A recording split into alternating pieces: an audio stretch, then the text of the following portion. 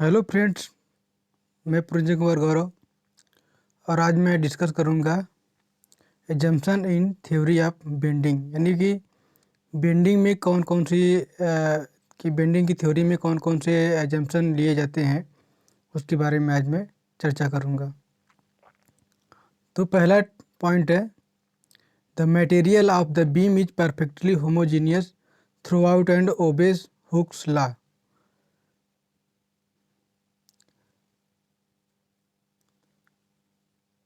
दूसरा है, the transverse of the beam which is plane before bending remain plane after bending. Third point है, the modulus of elasticity for tension and compression are equal. The beam is next point is, the beam is initially straight and of uniform cross section. The load must be perpendicular to longitudinal axis of the beam and local effect near concentrated load will be neglected. Last point is, the radius of curvature is large compared with the dimensions of the cross section of beam. तो पहला point है कि material of beam जो होता है यानी कि perfectly homogeneous होता है, यानी कि उसकी मटेरियल की प्रॉपर्टी हर जगह एक समान होती है हर एक क्रॉस सेक्शन पे, और ये हुक्स लॉ को वो भी करता है, पालन करता है। दूसरा पॉइंट है, the transverse of the beam which is plane before bending remain plane after bending. जो ट्रांसवर्स ऑफ बीम होता है यानी कि बीम के एक्सिस के परपेंडिकुलर का जो प्लेन होता है वो क्या होता है, प्लेन होता है बिफोर बेंडिंग और after bending. The modulus of elasticity for tension and compression are equal.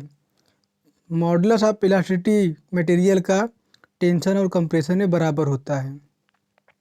The beam is initially straight and of uniform cross section. Beam शुरुआत में स्ट्रेट होता है और यूनिफॉर्म क्रॉस सेक्शन का, एक समान क्रॉस सेक्शन का होता है। The load must be perpendicular to longitudinal axis of the beam and local effect near concentrated load will be neglected. Load bending में हमेशा लॉन्गिट्यूडिनल एक्सिस के परपेंडिकुलर होता है बीम में, और लोकल इफेक्ट कंसंट्रेटेड लोड जो होता है नेग्लेक्ट किया जाता है। ये माना जाता है कि डिस्ट्रीब्यूटेड लोड है। नेक्स्ट पॉइंट है, the radius of curvature is large compared with the dimensions of the cross section of the beam. Beam के जो बेंडिंग का रेडियस ऑफ कर्वेचर होता है वो क्रॉस सेक्शन के कंपैरिजन में ज़्यादा होता है, यानी कि बीम के जो क्रॉस सेक्शन होता है उसका वो बीम का क्रॉस सेक्शन हमेशा रेडियस ऑफ कर्वेचर से छोटा होता है, या हम कह सकते हैं कि रेडियस ऑफ कर्वेचर हमेशा बीम के क्रॉस सेक्शन से ज़्यादा होता है। Next, thank you. The next thing is torsion equation assumptions. The material of the shaft is homogeneous and isotropic. The shaft circular in section remains circular after loading. A plane section of shaft normal to its axis before loading remains plane after twisting, and all radii remain straight. The twist along the length of shaft is uniform throughout. The distance between any two normal cross section remains the same after the application of torque. Stress do not exceed the proportional limit. If the angle of twist is small, neither the length of the bar nor its radius will change. पहला इसमें point है कि the material of shaft homogeneous और isotropic होना चाहिए, यानी उसकी हर एक प्रॉपर्टी हर एक डायरेक्शन में हर एक पॉइंट में यूनिफॉर्म होनी चाहिए। The shaft circular in section remain circular after loading. शुरुआत में जो क्रॉस सेक्शन सर्कुलर होता है और वो आप लोडिंग के बाद क्या होना चाहिए, सर्कुलर ही रहना चाहिए। A plane section of shaft normal to its axis before loading remains plane after twisting and all radii remain straight.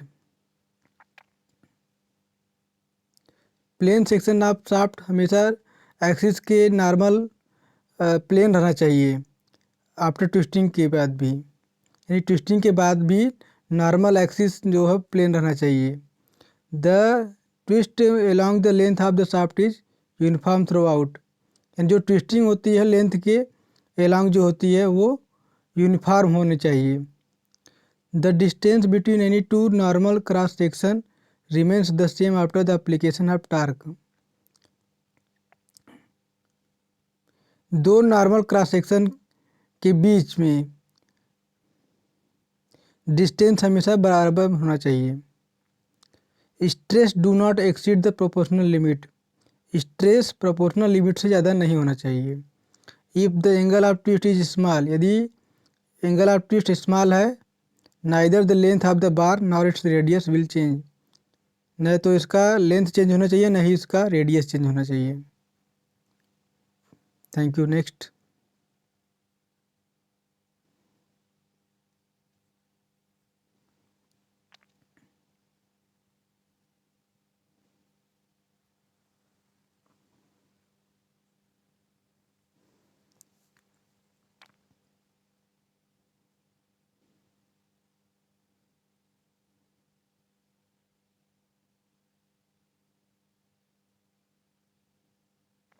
the next thing is assumptions in simple trusses.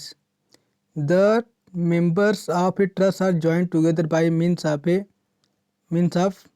pins at their ends. All loads are applied only at the joints of the truss. The weight of the truss member is negligible in comparison with applied loads. If the weight of the member is not negligible, it is divided equally into two parts which acts vertically downwards on the end pins of the member. The members of the truss are straight, uniform, and they form a two-force member transmitting axial loads.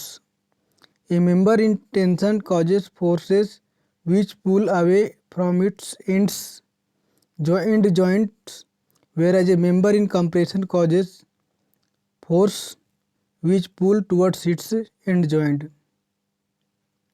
तो पहला point है member of truss वो एक pin joint से जुड़ा होना चाहिए उसका एंड,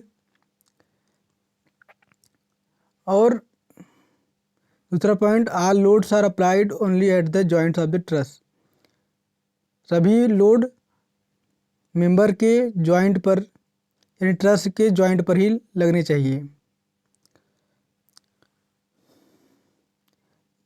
तीसरा point the weight of the truss member is negligible in comparison with applied loads, यानी कि मेंबर का ट्रस मेंबर का जो वेट है या लोड है, लोड की कंपैरिजन में उसे नेग्लिजिबल मानना चाहिए।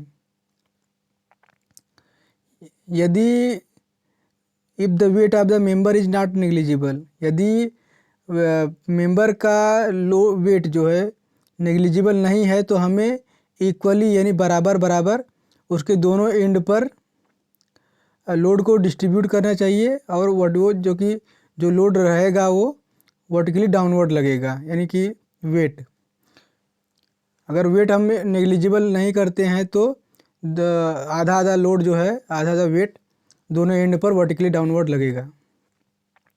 The members of the truss are straight, uniform and they form a two force member transmitting axial loads. Truss का मेंबर स्ट्रेट होना चाहिए, यूनिफॉर्म होना चाहिए, यानी क्रॉस सेक्शन हर एक जगह बराबर होना चाहिए। They form a two force member transmitting axial load. Next point a member in tension causes forces which pull away from its end joint, whereas a member in compression causes forces which push towards its end joint। यदि कोई member truss member अगर tension में है तो वो and से दूर की तरफ जाना चाहिए, और यदि कोई मेंबर कंप्रेशन में है तो उस पे लगने वाला फोर्स उसके जॉइंट की तरफ जाना चाहिए, एंड जॉइंट की तरफ जाना चाहिए। Thank you.